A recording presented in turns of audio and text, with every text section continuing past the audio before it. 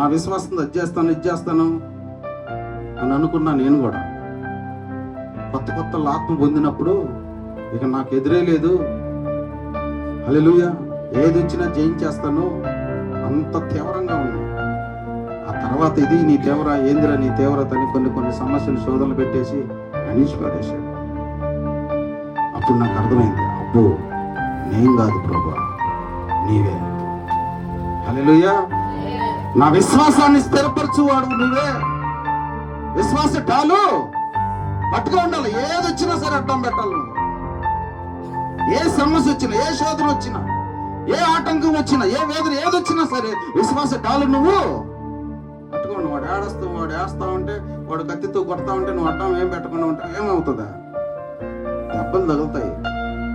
హల్లెలూయా, హల్లెలూయా. అందుకని దేవుడు అన్నీ నీకు సమకూర్చి పెట్టున్నాడు ఆయన.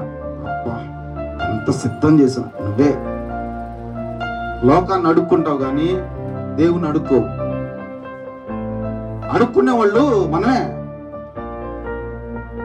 ఎవరిని అడుగుతామా? దేవుని నమ్మినోడు ఎవరిని అడగాలయా?